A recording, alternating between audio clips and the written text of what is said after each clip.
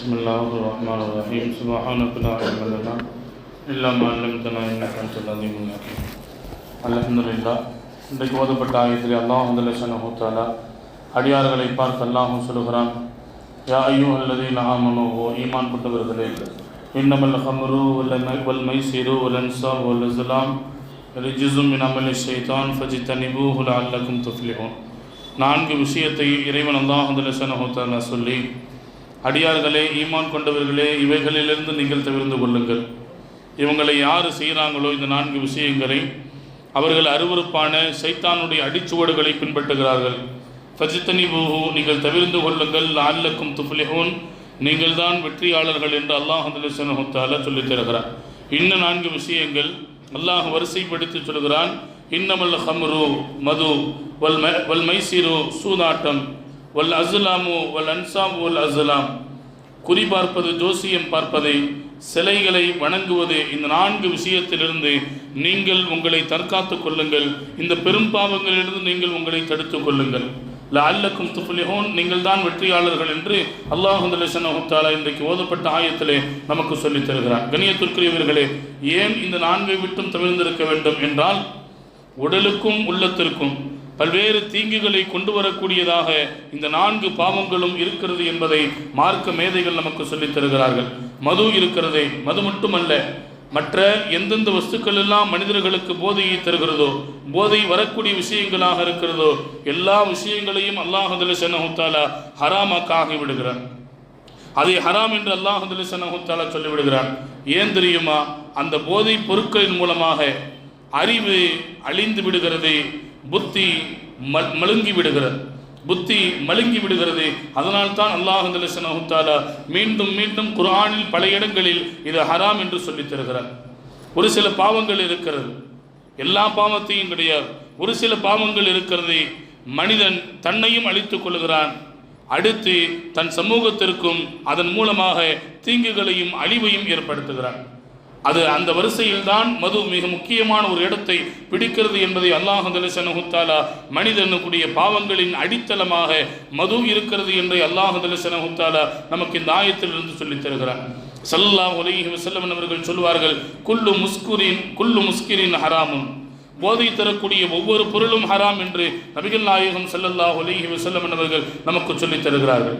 அதனால தான் நம்மெல்லாம் கேள்விப்பட்டிருப்போம், ஒரு 5-6 தினங்களுக்கு முன்னால், சற்று ஏறக்குரிய ஒரு வாரத்திற்கு முன்னால், நம்முடைய அண்டை மாநிலமாக இருக்கிற புதுச்சேரியினுடைய மாநிலத்திலே 9 வயது சிறுமி அழித்து நாசமாக்கி அந்த பெண் சூறையாடப்பட்டு விட்டார். இன்றைக்கு அந்த புதுச்சேரி மாநிலமே கொதித்துக் கொண்டிருக்கிறார். காரணம் என்ன தெரியுமா? 20 வயது ஒரு சிறுவனும் ஒரு வாலிபரும் 60 வயதை அடைந்த ஒரு முதியவரும் தான் ஒரு குடும்பத்தையே வீணாக்கி, ஒரு குடும்பத்தையே நாசமாக்கி, ஒரு பிள்ளையினுடைய வாழ்க்கையை கேள்விக்குறியாக ஆக்கினார்கள் என்பதோடு மட்டுமல்ல, அவர்கள் அழித்து விட்டார்கள் என்ற அந்த செய்திகளை படிக்கிற பொழுது அதற்கு அடிப்படையான காரணம் போதைப் பொருட்கள், போதை வஸ்துக்கள் என்பதை நாம் படித்து நம்மால் புரிந்து கொள்ள முடிகிறது. கண்ணியத்திற்குரியவர்களே, ஒரே ஒரு போதைப் பொருள் தான் ஒரு குடும்பத்தினுடைய அமைதியை, நிம்மதியை, அவர்களின் மனநிறைவை, அவர்களின் மகிழ்ச்சியான வாழ்க்கையை முடக்கி போட்டுவிட்டது என்று சொன்னால், அதைத்தான் அல்லாஹ் சொல்கிறான், இன்னமல் ஹம்ரு, நிச்சயமாக போதை தரக்கூடிய அந்த பொருட்கள் இருக்கிறது, மது இருக்கிறது, ரிஜ்ஸும் மின் அமலி ஷைத்தான், அது அருவருப்பான சைத்தானுடைய அடிச்சுவடி, சைத்தானுடைய வழிபாதை என்பதை அல்லாஹ் சொல்லிவிட்டு சொல்கிறான். ஃபஜ்தனிபூஹு, நீங்கள் தவிர்ந்து கொள்ளுங்கள், லஅல்லக்கும் துஃப்லிஹூன், நீங்கள் தான் வெற்றியாளர்கள் என்று நபிகள் நாயகம் ஸல்லல்லாஹு அலைஹி வஸல்லம் இந்த ஆயத்தின் வாயிலாக நமக்கு தெளிவுபடுத்துகிறார்கள். ஒரு ஹதீஸில் ஸல்லல்லாஹு அலைஹி வஸல்லம் இப்படியும் சொன்னாங்க, யாராவது மது அருந்திய நிலையில் மரணித்து விட்டால் நாளை மறுமையில் அவர் எழுப்பப்படுவார். முஃமினாக இருந்தாலும் ஈமானை ஒதுக்கிவிட்டு காஃபிராக எழுப்பப்படுவார் என்று ஸல்லல்லாஹு அலைஹி வஸல்லம் அவர்கள் சொல்லித் தருகிறார்கள் என்றால் எந்த அளவிற்கு கவனத்தோடும் எச்சரிக்கையோடும் இருக்க வேண்டும். சும்மா நண்பர் பார்ட்டி வைக்கிறாரு, வருஷத்தில் 2-3 தான் சந்தோஷமான தினங்கள், கல்யாண நாள், பர்த்டே, அது மாதிரி நம்முடைய நண்பர்கள் ஏதாவது நமக்கு பார்ட்டி வச்சா கொஞ்சம் லைட்டாக கண்ணியத்திற்குரியவர்களே, கொஞ்சமாக இருந்தாலும் அதிகமாக இருந்தாலும் ஒரு சொட்டாக இருந்தாலும் ஹராம் என்று சொன்னால் கண்டிப்பாக அவைகளை விட்டும் தவிர்ந்திருக்க வேண்டும்.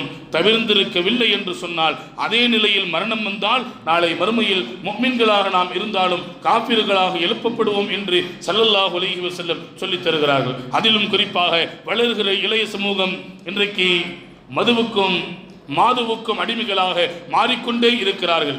சின்ன சின்ன பிள்ளைங்க ஒரு 10வது 11வது படிக்கிறான். அந்த பிள்ளை கூட ரோட்டில் வருகிற பொழுது நிதானமான ஒரு நிலையில் அவனால் நடந்து வர முடியவில்லை. ஒரு 9 வயது சிறுவன் அவன் ரோட்டிலே நடந்து வருகிற பொழுது நிதானமாக நடந்து வர முடியவில்லை. இன்றைக்கெல்லாம் ஸ்கூலிலும் காலேஜுகளிலும் இது ஃபேமஸாக இன்றைக்கு இது ஒரு புதிய திட்டமாக மாறி இருக்கிறது என்றால் அல்லாஹ் பாதுகாக்க வேண்டும். கண்ணியத்திற்குரியவர்களே, நம்முடைய வளருகிற இளைய சமூகம் இன்றைக்கு அதன் பக்கமாக முழுமையாக அவர்கள் மாறிவிட்டார்கள். பல்வேறு பாவங்கள் இன்றைக்கு தலைவிரித்து ஆடுகிறது நம்முடைய சமூகத்தில். அதற்கு அடிப்படையான காரணம் என்ன? ஸல்லல்லாஹு அலைஹி வஸல்லம் அவர்கள் சொன்னார்கள், எல்லா பாவத்துக்கும் அடிப்படையாக இருக்கிற அந்த பில்லர் பேஸ் மட்டமே மதுதான் என்றார்கள் ஸல்லல்லாஹு அலைஹி வஸல்லம். கண்ணியத்திற்குரிய அல்லாஹ்வின் நல்லடியார்களே, அந்த மதுவிலிருந்து நாம் விலகி இருக்க வேண்டும். எந்த அளவுக்கு ஸல்லல்லாஹு அலைஹி வஸல்லம் சொன்னாங்க தெரியுமா?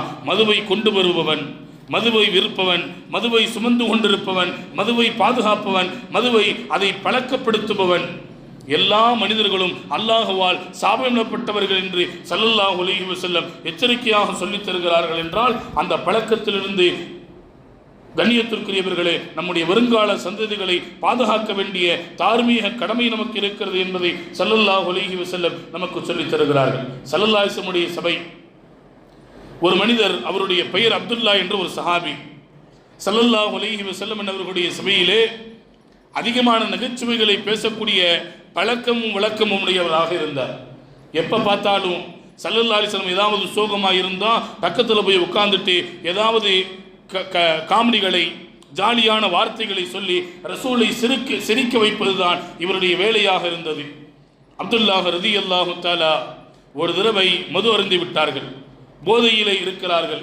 ஸல்லல்லாஹு அலைஹி வஸல்லம் அன்னவர்களுடைய சமூகத்திற்கு அழைத்து வரப்படுகிறார். ஸல்லல்லாஹு அலைஹி வஸல்லம் 70 கசையடிகளை அவரின் மீது அடிக்க வேண்டும் என்று உத்தரவிடுகிறார்கள். அடிக்கப்படுகிறது.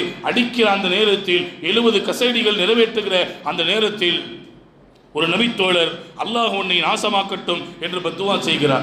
ஸல்லல்லாஹு அலைஹி வஸல்லம் அவர்கள் சொன்னார்கள், நீங்கள் பத்துவா செய்ய வேண்டாம், மாறாக அவருக்காக வேண்டி நீங்கள் துஆ செய்யுங்கள், அவர் திருந்துவதற்காக வேண்டி துஆ செய்யுங்கள். ஏன் தெரியுமா? பல தடவை பல முறை என்னுடைய சபையில் அமர்ந்து அல்லாஹ்வை பற்றியும் அல்லாஹ்வுடைய ரசூலை பற்றியும் அதிகம் அவர் சிந்தித்திருக்கிறார். அல்லாஹ்வையும் அல்லாஹ்வுடைய ரசூலையும் அவர் நேசிக்கிறார். அதனால் நீங்கள் சபிக்க வேண்டாம், அவருடைய திருந்தி வாழ்வதற்கான வாய்ப்புகளையும் வழிகளையும் ஏற்படுத்தி தாருங்கள் என்று ஸல்லல்லாஹு அலைஹி வஸல்லம் சஹாபிகளை பார்த்து சொன்னார்கள் என்றால் நம் வரலாற்றில் இந்த நிகழ்வுகளை எல்லாம் படிக்க முடிகிறது.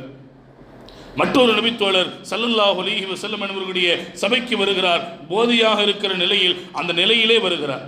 ஸல்லல்லாஹு அலைஹி வஸல்லம் அவருக்கும் 70 கசையடிகளை அடிக்க வேண்டும் என்று உத்தரவிடுகிறார்கள்.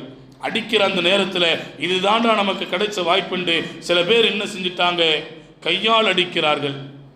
சில பேர் தன்னுடைய ஆடை வைத்திருந்து ஆடையால் அடிக்கிறார்கள். நமக்கு புரியும்படி சொல்வதானால் நமக்கு இன்னைக்கு ஸ்கூல்லாம் பார்க்கலாம், ஒரு கர்ச்சிப்பை நல்லா நல்லா ரோல் பண்ணிட்டு வேகமாக இப்படி இழுத்து அடிப்பாங்களே, அது மாதிரி சில சஹாபிகள் வந்த அந்த மது அருந்திய சஹாபி அடிக்கிறார்கள்.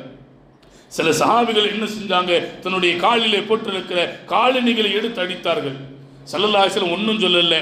கடைசியாக ஒரு சஹாபி சொன்னார், அல்லாஹ் உன்னை நாசமாக்கட்டும், உன்னை அல்லாஹ் அழித்து விடட்டும் என்று சஹாபி சொன்ன பொழுது ஸல்லல்லாஹு அலைஹி வஸல்லம் இல்லை, அப்படி நீங்கள் சாபமிடாதீர்கள், அவர் திரும்புவதற்கான வாய்ப்பையும் வழிகளையும் நீங்கள் ஏற்படுத்தி தர வேண்டும் என்று ஸல்லல்லாஹு அலைஹி வஸல்லம் அவர்கள் சொல்லித் தருகிறார்கள் என்றால் அவரை ஒரு மது அருந்தியவர் நம்முடைய சமூகத்தில் இருந்தார், நம்முடைய வீடுகளிலே இருந்தார், அவரை ஒதுக்குவதல்ல, ஓரம் கட்டுவதல்ல, அவரை திருத்துவதற்கு முயற்சி செய்ய வேண்டும் என்பதுதான் இந்த வரலாறு நமக்கு சொல்லித் தருகிற பாடமும் படிப்பனையும் என்பதை நாம் கவனத்தில் கொள்ள வேண்டும். அதைத்தான் அல்லாஹ் சொல்கிறான், ரிஜ்சும் மின் அமலி ஷைத்தான், அருவருப்பான எல்லா செய்திகளையும் மது கொண்டு வந்துவிடும். எந்த அளவுக்கு நாம் பல்வேறு பத்திரிகைகளிலே படித்திருக்கிறோம், செய்திகளிலே கேட்டிருக்கிறோம். ஒருவன் போதையில் இருக்கிற பொழுது மது அருந்திருக்கிற அந்த நிலையில் தாய்க்கும் தாரத்திற்கும் வித்தியாசம் தெரியாத அளவிற்கு அவனுடைய அறிவு மழுங்கி விடுகிறது என்றால் அல்லாஹ் பாதுகாக்க வேண்டும். கண்ணியத்திற்குரிய அல்லாஹ்வினுடையார்களே, அதைத்தான் அல்லாஹ் சொல்லுகிறான். ரிஜ்சும் மின் அமலி ஷைத்தான், ஷைத்தானுடைய அருவருப்பான அந்த செயலை விட்டும் ஃபஜ்தனிபூஹு, நீங்கள் தவிர்ந்து கொள்ளுங்கள். லஅல்லக்கும் துஃப்லிஹூன், யார் தவிர்ந்திருக்கிறார்களோ அவர்கள்தான் வெற்றியாளர்கள் என்று திருமறையிலே அல்லாஹ் பதிவு செய்கிறான். பாவம் செய்ய செய்ய செய்ய அல்லாஹ்வுடைய ரஹ்மத்தை விட்டும் நாம் தூரமாக்கப்படுவோம், அல்லாஹ்வுடைய உதவியை விட்டும் தூரமாக்கப்படுவோம். அப்படிப்பட்ட பாவ செயல்களிலிருந்து நம்மை பாதுகாத்து நம்முடைய சந்ததிகளை பாதுகாத்து அதிகமான நன்மையான காரியங்களை செய்து அல்லாஹ்வுடைய அருளை பெற்ற நல்லடியார்களாக வாழ்ந்து சிறக்க வல்லவன் அல்லாஹ் வாய்ப்புகள் நல்க வேண்டும் என்று இறைவனிடத்திலே பிரார்த்தித்து என் வார்த்தைகளை நிறைவு செய்கிறேன். வாஹிர் தஅவாஹும் அனில் ஹம்துலில்லாஹி ரப்பில் ஆலமீன்.